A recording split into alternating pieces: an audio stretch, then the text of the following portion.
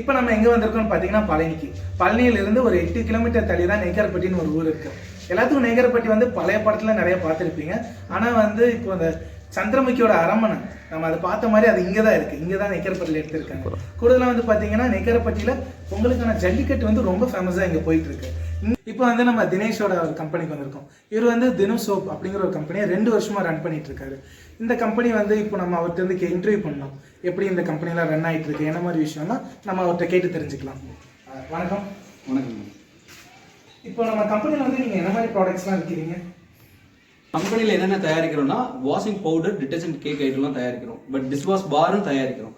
இதில் என்னென்ன மொத்தம் 5 ஐட்டம் பண்ணிட்டு இருக்கோம். இப்போ என்னென்ன ஐட்டம்னா 1/2 kg powder, 1 kg powder, plus வந்து 175 gram detergent cake, 175 gram dishwash பார்.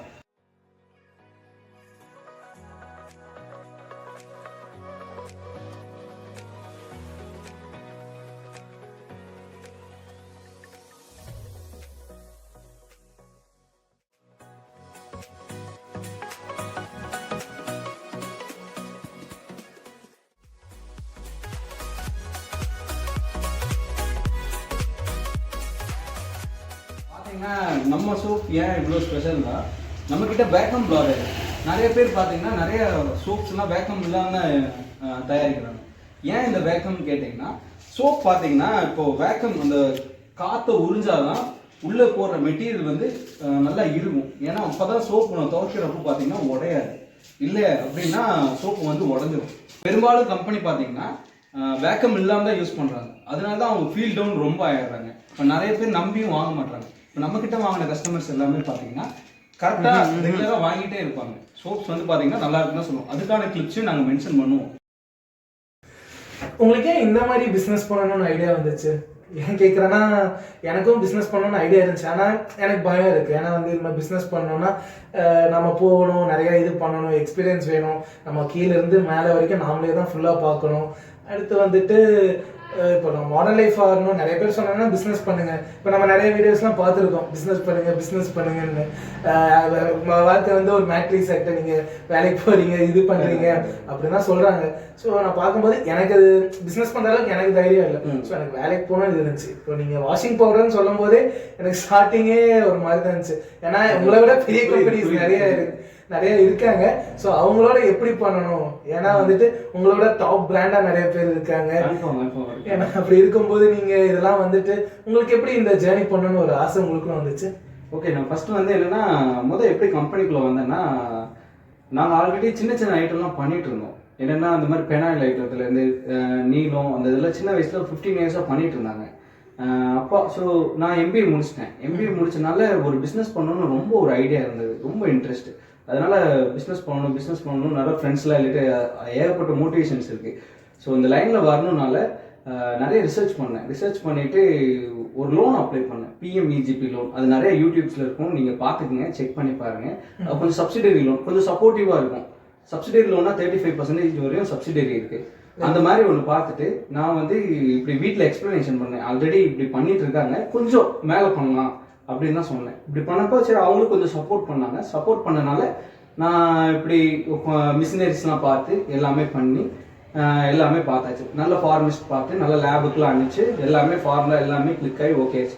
ஏன்னா இந்த 2 வருஷம் நான் ஃபீல்ட் அவுட் பண்ணியிருக்கேன். ஏன் கேட்டிங்கன்னா எப்படி ஃபார்முலாலாம் ஓகே ஆகுது. ஏன்னா மக்கள் வந்து நிறைய எதிர்பார்ப்பாங்க.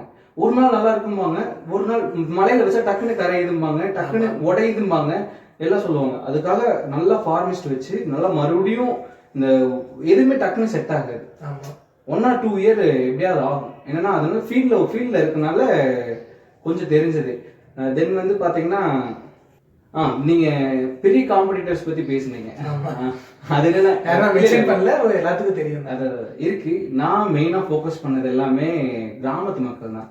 ஏன்னா ரீட்டைலர்ஸ் நிறைய பேர் எடுத்துகிட்டு போய் விற்கிறாங்க. நல்லா இருக்கு, நம்ம ப்ராடக்ட் நல்லா இருக்குன்னா கொண்டு போய் தாராளமா விற்கலாம். அதனாலதான் நான் வந்து மெயினா ஃபோக்கஸ் பண்றது எல்லாமே கிராமத்து மக்கள் தான். ஏன்னா அவங்க வந்து கம்மியா இருக்கு வாங்கி பயன்படுத்தணும், நல்ல குவாலிட்டியாவும் இருக்கணும், குவான்டிட்டியாவும் இருக்கணும் அதிகம். ஸோ அதான் நான் சொல்ல வரேன். என்னன்னா கிராம மக்களுக்கு ரொம்ப யூஸ்ஃபுல்லா இருக்கிற மாதிரி எங்க ப்ராடக்ட் ஃபுல்லாக நாங்கள் தயாரிச்சுட்டு இருக்கோம். ஓகேங்க, இப்போ பார்த்தீங்கன்னா இப்போ ப்ரொப்ரேட்டர் வராரு, அவர் பேசுவார் எல்லாமே. என்ன ப்ராடக்ட் எவ்வளோ இருக்கு, என்ன விவரம் எல்லாமே அவருக்கு எல்லாமே தெளிவாக சொல்லுவார். வணக்கம் சார். வணக்கம். இப்போ வந்துட்டு நம்ம ப்ராடக்ட் இருக்குங்க சார்.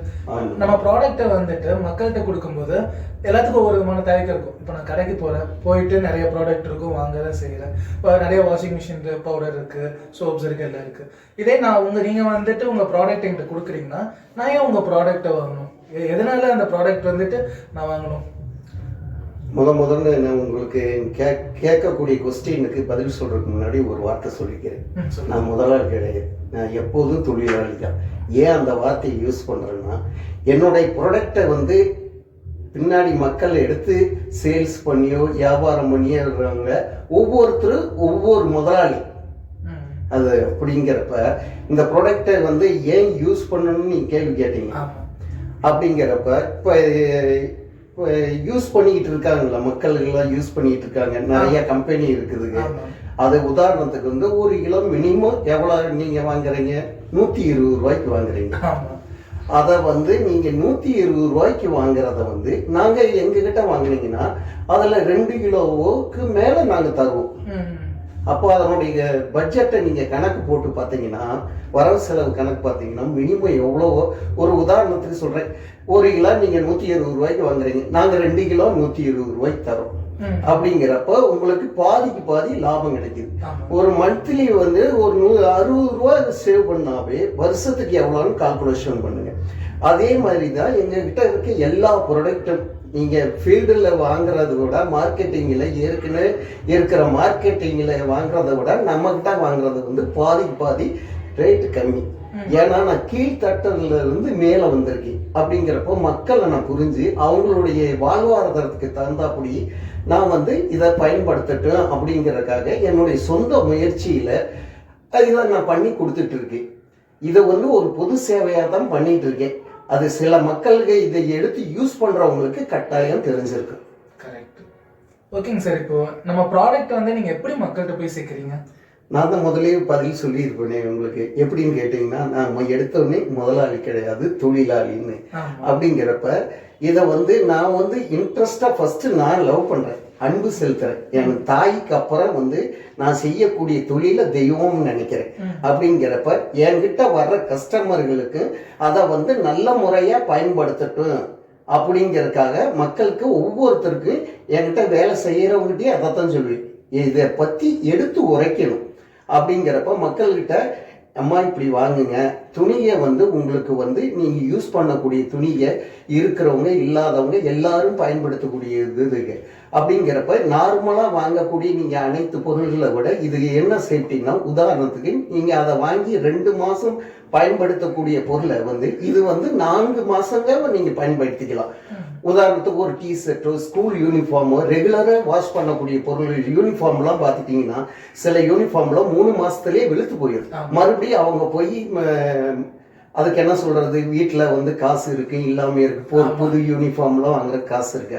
அதெல்லாம் தெரிஞ்சுக்கிட்டு நான் அப்பயே முதலே சொன்ன மாதிரி நான் தொழிலே அது மனசில் நிலைநிறுத்தி அவங்களுக்கு 3 மாசம் வர துணியை 6 மாசமா டெவலப் பண்றதுக்காக தான் இதை எடுத்து உரைச்சு சொல்லியிருப்பேன். அப்படிங்கிறப்ப ஆரம்பத்தில் வேம்பா இருக்கிறது பிற்காலத்தில் தேனாய் நிற்கிற மாதிரி அவங்க வாயாலேயே வர மாதிரி நான் பண்ணி ஒவ்வொருத்தருகிட்டையும் எடுத்து நான் சொல்றேன். அதே மாதிரி என்கிட்ட இருக்கிற ஒர்க்கர்ஸும் அதே மாதிரி தான் அவங்க எடுத்து எல்லாத்துக்கும் விளக்கம் சொல்லி கொடுத்துட்டு இருப்பாங்க. ஓகேங்க, புரியுதுங்களா? ஓகேங்க சார். சார் நீங்க எத்தனை வருஷமா இந்த தொழிலில் இருக்கீங்க? நான் குறைஞ்சது 15 வருஷமா இருக்குங்க. 15 வருஷமா இருந்திருக்கீங்க. நீங்களும் ரீட்டைலரா இருந்திருப்பீங்க. இப்போ ஒரு பிசினஸும் ஆரம்பிச்சிருக்கீங்க. இப்போ ரீட்டைலரை பத்தி சொல்ல முடியுமா? கட்டாயமா சொல்ல முடியும். நான் எடுத்த உடனே இந்த நிலைமைக்கு நான் வரல. ஆரம்பத்துல வந்து என்ன ஒரு சைக்கிள்ல தான் வியாபாரம் பண்ணிட்டு இருந்தேன். சைக்கிள் வியாபாரம் பண்ணிட்டு இருக்கப்ப எனக்கு வந்து உறுதுணையா இருந்தது என்னுடைய மனைவி. அதை இந்த இடத்துல நான் சொல்ல ஆசைப்படுறேன், என்னுடைய மனைவி தான். அப்படிங்கிறப்ப அடுத்தவங்ககிட்ட இருந்து எடுத்து பண்ணிட்டு இருக்கவங்க நம்மளா ஏதோ ஒரு முயற்சி பண்ணலாமன்னு ஒரு ஐடியா கொடுத்தாங்க.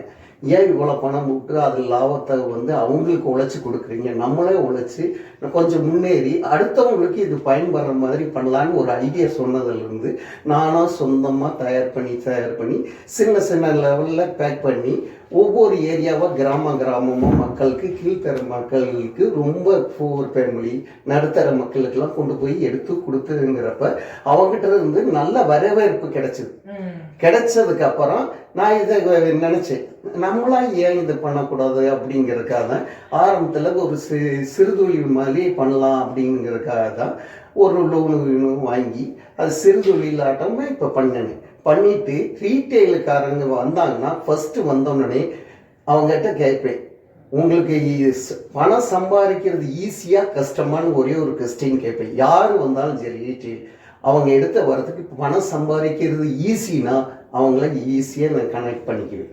எப்படின்னு கேட்குறீங்க, நீங்களே கேட்கலாம், ஏன் பணம் சம்பாதிக்கிறது கஷ்டம்னு? இல்லை, ஈஸி தான். ஏன்னா அதை தக்க வைக்கிறது தான் கஷ்டம். அப்படிங்கிறப்ப அவங்ககிட்ட மக்களுக்கு போய் சேர்ற மாதிரி ஃபஸ்ட்டு நீங்கள் யூஸ் பண்ணுங்க. வீட்டுக்கு எடுத்துகிட்டு போய் இந்த பொருளை எடுத்தோன்னே நீங்கள் வாங்கிட்டு அதிக முதலீடு பண்ண வேண்டாம். அவங்களுக்கு எடுத்தோடனே அதை தான் சொல்லி அதிக முதலீடு பண்ணுவோம். சின்னதாக லெவலாக பண்ணுங்க. அதில் வரக்கூடிய லாபத்தை 20% அசலோட சேர்த்தி வாங்கி டெவலப் பண்ணுங்க அப்படின்னு நான் சொல்லுவேன். இன்னைக்கு கால்நடையாக வியாபாரம் பண்ணுறவங்க அடுத்தது வாகனத்தை மூலியமா வியாபாரம் பண்ணட்டு அதில் இம்ப்ரூவ் பண்ணணும். அவங்ககிட்ட வரப்ப நீங்களும் ஒரு முதலாளி, ரீட்டைல் இல்லை, சேல்ஸ்மேன் இல்லை, இதை அழுத்தி அவங்ககிட்ட சொல்லி நீங்க ஒரு முதலாளி. வரக்கூடிய மக்களை போய் பார்க்கறப்ப அது நம்ம வீடு அப்படின்னு பார்த்து அவங்களுக்கு பவுடரை எடுத்து சொல்லுவோம். சில பேர் உங்ககிட்ட நீங்க ரீட்டைல்னா இருக்கிறீங்கன்னு வைங்க, உங்ககிட்ட மக்கள் கேட்பாங்க, இது என்ன ரேட்டு அது என்ன ரேட்டு அப்படின்னு கேட்பாங்க. கேட்டுட்டு ஒரே வார்த்தை போப்பா அவங்க இவ்வளவுக்கு தராங்க, இது எங்களுக்கு நம்பிக்கை இல்லைன்னு சொல்லுவாங்க. அவங்ககிட்ட சிரிச்சா நல்ல மனப்பான்மையோட சரிங்க கேட்க அடுத்த வாரம் வர்றப்ப ஐடியா இருந்தா வாங்கிக்கா அப்படின்னு சொல்லிட்டு வந்துடணும். அடுத்த தடவை போறப்ப மறுபடியும் பார்ப்பாங்க. பார்த்துட்டு சாரி லேசாக இருமல் உடனே அவங்ககிட்ட கொடுத்தீங்கன்னு வச்சுங்க, வாங்கி யூஸ் பண்ணுவாங்க. மனதோட தான் யூஸ் பண்ணுவாங்க. அது நல்லதா இருந்ததுன்னு வச்சுங்க, டக்குன்னு அடுத்த தடவை நீங்க போறப்ப அவங்க மூலியமா 4 பேர் வருவாங்க. நம்ம பொருள் மேல நம்பிக்கை வரும். ஃபர்ஸ்ட் நீங்க அன்பு செலுத்துறீங்க, அடுத்தது அவங்க அன்பு செலுத்துறாங்க, அவங்க மூலியமா இதுதான் மக்கள் கிட்ட கொண்டு போய் சேரு. நம்மளுடைய பொருள் தயாரிப்பு முழுது மனதோட அன்பா செலுத்தி அதை நல்ல முறையை பயன்படுத்தி நம்ம வீட்டுகளுக்கு கொடுக்கற மாதிரியே கொடுத்தாதான் அது நல்ல முறையா சேல்ஸ் ஆகும். அவங்களும் ஒரு முதலாளியா ஆவாங்கன்னு ஒரு நம்பிக்கையில நான் பண்ணிட்டு இருக்கேங்க. சூப்பருங்க சார், நன்றி சார். அப்புறம் இன்னொரு கேள்விங்க சார், சொல்லுங்க. இப்போ என்னன்னா, இப்போ நான் புதுசா நான் பணங்கிறது இப்போ தேவையான ஒரு விஷயமா இருக்கு. இப்போ நிறைய பேர் புதுசாகவும் சம்பாதிக்கலாம் அப்படிங்கும்போது அவங்களுக்கு வழி தெரியாது. இப்போ நீங்க சொல்ற பார்த்தா நம்ம ஃப்ரீ டைம்ல ரீட்டைலர் அந்த மாதிரி பண்ணலாம்னு இருக்கு. ஆனா ரீட்டைலர் நான் எப்படி மாதிரி பண்ணலாம், எந்த மாதிரி யாராவது பண்ணணும் யாராவது பண்ணக்கூடாது, இந்த மாதிரி சில கேள்வியில இருக்கு. அதுக்கு உங்களோட பதில் என்ன சார்? கரெக்டான பதில். இது ரீட்டைலுங்கிறப்ப ஒருத்தருக்கு தொழில் பண்ணணுங்கிற சில விதத்திட்ட பணம் இருக்கும், இல்லாமையே இருக்கும், அதிகமா இருக்கும், கம்மியாகவும் இருக்கும். அது ஒவ்வொருத்தருடைய மன இதுக்கு பொறுத்து இருக்குது. இப்ப நீங்க கேட்ட கொஸ்டின்லயே சொல்றேன், ஒரு உதாரணத்தை சொல்லி நான் சொல்லிக்கிறேன். ஒண்ணும் இல்லை, இப்போ அருகாமையில் இருக்க காலேஜில் படிக்கிற பசங்கள்லாம் எல்லாமே படிச்சுட்டு இருக்காங்க. அப்போ நான் கிராமத்துல இருந்து காலேஜ் போகிற பசங்களை 2-3 பேர்த்த சந்திச்சுங்கிறப்ப இப்படி படிப்பு செலவுக்கே கஷ்டப்படுறாங்க அப்படின்னு அவங்கள்ட்ட நான் ஐடியா சொன்னேன். என்னப்பா, சரிப்பா, இப்போ நீங்கள் காலேஜுக்கு போகிற நேரத்தை விளையாட்டுக்குன்னு அது இருக்குன்னு சும்மா வீணடிக்கிற நேரத்தில் இங்கே வாங்க, வந்தீங்கன்னா வச்சுங்க இப்படி இருக்குங்கிறப்ப அவங்களுக்கு ஒரு ஹேண்ட்பேக்கு மினிமம் ஒரு மூட்டை பவுடர் எடுத்து அவங்க எந்த ஏரியா போகிறாங்களோ அங்கே இறக்கி விட்டு நீட்டாக போய் கேன்வாஷ் பண்ணி அவங்க வித்துட்டு வராங்கன்னு வச்சுங்க. அவங்களுக்கு ப்ராப்பர்ட்டி மினிமம் 30% அவங்களுக்கு லாபம் கிடைக்கும். உதாரணத்துக்கு ஒரு கிலோ 60 ரூபாய்க்கு விற்கிறாங்கன்னு வச்சுக்கோங்க, அவங்களுக்கு 30 ரூபா லாபம் கிடைக்கும், பாதிக்கு பாதி லாபம் கிடைக்கும் அப்படின்னு சொன்னீங்கன்னா அது கிடைச்சிது. அந்த லாபத்தை வச்சு அவங்க காலேஜ் ஃபீஸும் கட்டிக்கிறாங்க, வீட்டு செலவும் பார்த்துக்கிறாங்க, கஷ்டம்னா என்னன்னு தெரிஞ்சுக்கிறாங்க. அந்த பணத்தை நல்ல முறையை பயன்படுத்திக்கிட்டு இருக்காங்க, நிறைய பேர் வர்றாங்க. அதே மாதிரி நீங்க கேட்ட கேள்விக்கு நான் பதில் சொல்றேன். இப்போ ஆரம்பத்தை சொல்றேன், நீங்க ரீட்டைலாக வர்றவங்க மினிமம் எடுத்தோடனே நிறைய அமௌண்ட் கொடுங்க அப்படின்லாம் நான் சொல்ல மாட்டேன். உதாரணத்துக்கு ஒன்றும் இல்லை, ஒரு 1000 ரூபா இன்வெஸ்ட் பண்றீங்களா, 1000 ரூபா போட்டு முதலீடு பண்றீங்கன்னு வச்சுங்க, மினிமம் உங்களுக்கு பாதிக்கு பாதி லாபம் கிடைக்கும். ஈஸியான அது ஒரு இது. நாங்களே ட்ரிக்குன்னு சொல்லி தந்துடுவோம். இப்போ உதாரணத்துக்கு ஒரு கிலோ வந்து 60 ரூபாய்ன்னு சொல்லியிருக்கோம். அதே கொஞ்சம் மூளையை பயன்படுத்தணும்னு வச்சுக்கோங்க, ஒரு கிலோ 120 ரூபா, ஒரு கிலோ வாங்கினா ஒரு கிலோ ஃப்ரீ அப்படிங்கிறப்ப அதே வந்து 10 பேர்த்துக்கு கொடுத்தோம்னாவே எவ்வளோ ஆச்சு? ஒரு கிலோ 120 10 பேருக்கு 1200 ரூபா ஆச்சு. 1200 ரூபாய் ஆச்சு. அதை நீங்க மினிமம் எவ்வளவு போடுறீங்க? மினிமம் வந்துட்டு கிலோவுக்கு 40 ரூபா தான் கொடுக்குறீங்க. ஆமா, கிலோ 40 ரூபா கொடுக்குறீங்க. 1200 ரூபா 10 வீட்டுக்கு கொடுத்தீங்கன்னா எவ்வளவு ஆச்சுங்க? 10 வீட்டுக்கு 400 ரூபாய் கிட்ட 400 ரூபாய் கிடைக்குது. 400 ரூபாய் கிடைக்குது 10 வீட்டுக்கு சிம்பிளா. வெறும் அதிகபட்சம் ஒரு அரை மணி நேரம். அரை மணி நேரத்துல நீங்க எவ்வளவு சம்பாதிச்சிட்டீங்க? 400 ரூபாய் போட்டு 1200 ரூபாய் சம்பாதிச்சிருக்கு. 400 ரூபாய் லாபம் கிடைச்சிருச்சு. அப்ப நீங்க ஒரு முதலாளியா ஆயிட்டீங்க. யார்கிட்டையும் போய் கை கட்டல, எதுவும் பண்ணல. அந்த 10 பேர் வந்து அடுத்தது ஒரு 10 பேர்த்த அவங்க சொல்லுவாங்க, இந்த தம்பி கிட்ட வாங்குங்க, பவுடர் நல்லா இருக்கு அப்படின்னு சொல்றப்ப நீங்க அடுத்தது என்ன செய்வீங்க? சரி, ரெகுலரா போயிட்டு வரக்கு சிரமமா இருக்கு, நான் மொத்தமா வாங்கிக்கிறேன்ட்டு நீங்க அடுத்தது நீ எக்ஸ்டெண்ட் பண்ணுவீங்க. அப்படி பண்ணிட்டு இருக்கப்போ ஒரு தாலுக்காவில் இருக்கீங்கன்னு வச்சுங்க, அவங்க என்கிட்ட ஐடியா கேட்பீங்க. சரி, நான் வந்து சின்ன சின்ன சேல்ஸ்மேன்களுக்கெல்லாம் கொடுக்குறேங்க அப்படிங்கிறப்ப உங்களே நான் வந்து ஒரு டிஸ்ட்ரிபியூட்டராக ஆக்கிறதுக்கு நான் ஐடியா பண்ணுவேன்.